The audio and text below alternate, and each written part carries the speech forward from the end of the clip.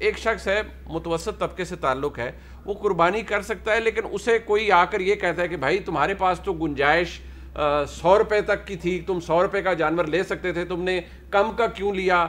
उसके घर में अगर मामलात ऐसे हैं कि वो चाहता है कि भाई मैं एक मुनासिब सा जानवर ख़रीद लूँ और ताकि मेरा घर भी चलता रहे और मैं ये फ़र्ज़ भी अदा कर दूँ, ऐसी सूरत हाल पर क्या हो सकता है? अगर कोई उसे आगे कहे नहीं तुम तो 100 रुपये का जानवर भी ख़रीद सकते थे, तुमने 80 रुपये का क्यों ख़रीदा, ऐसी सूरत हाल में उसके लिए क्या है? अगर उसे चूज़ करना पड़े कि एक तरफ घर के हालात हैं, एक तरफ कुर्बानी का फ़र्ज़ है। बिस्मिल्लाहिर्रहमानिर्रहीम। मुनीब, बहुत शुक्रिया आपका। बड़ा अहम मौजू है और नहायत अहम दिन के ऊपर इसे लिया जा रहा है।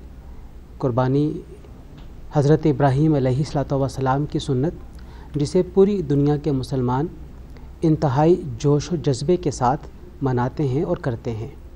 आपने बड़ा अहम सवाल किया कि एक शख्स जो अपनी इस्तिताअत के मुताबिक कुर्बानी करता है और किसी दूसरे देखने वाले को ये ख्याल आता है कि इसने अपने लेवल से कम दर्जे की कुर्बानी की है। हकीकत में हर शख्स खुद फ़ैसला करने वाला है, अपने आप को जस्टिफाई करने वाला है कि उसने किस लेवल पर जाके कुर्बानी करनी है। हमें बुनियादी तौर पे कुर्बानी के जानवर की उन खुसूसियात को सामने रखना है जिसके नतीजे में हर शख्स फ़ैसला करने में आज़ाद भी होगा और उसके लिए आसानी भी हो जाएगी। देखिए, कुर्बानी का जानवर इस किस्म का होना चाहिए कि देखने वाले की निगाह में वो जचे। लाजमी नहीं कि वो फरबा हो। अगर वो चाको चुबंद किस्म की कुर्बानी है तो वो भी देखने वाले को बहुत अच्छी लगती है।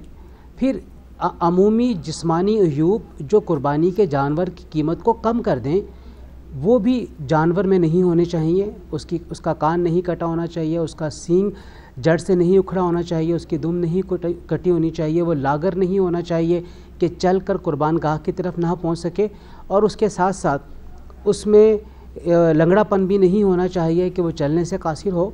तो जानवर इन अयूब से पाक हो, भले से वज़न में कम हो ज़्यादा हो, अल्लाह वादहु ला शरीक के यहाँ उसकी कुर्बानी मकबूल है। और हकीकत में जो बात अभी हो रही है वो यही है कि रियाकारी, दिखावे से बचते हुए कुर्बानी हो और खुलूसे दिल के साथ कुर्बानी पेश करने वाला इसे अल्लाह की बारगाह में पेश करे।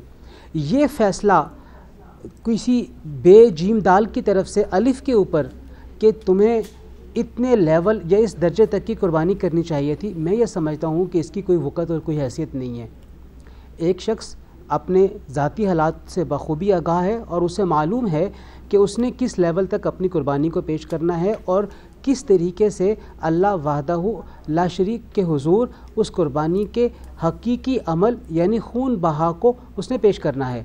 यहाँ पे मैं ज़िम्नन जिस नमूद नुमाइश की आप बात कर रहे हैं उसमें एक नया उन्सुर शामिल हो गया है, और वो है बाकायदा तौर पे किसी भी जानवर के पेश किए जाने के वक्त उसे बाकायदा सोशल मीडिया के ऊपर और इलेक्ट्रॉनिक मीडिया और प्रिंट मीडिया के ऊपर उसका इजहार। मिसाल के तौर पे कराची के अंदर हमने ये देखा और अब लाहौर में भी ये बात आ गई कि लोग अपने घरों की छत पर किसी भी छोटे उम्र के बैल की परवरिश शुरू करते हैं और उसे फरबा करना शुरू करते हैं।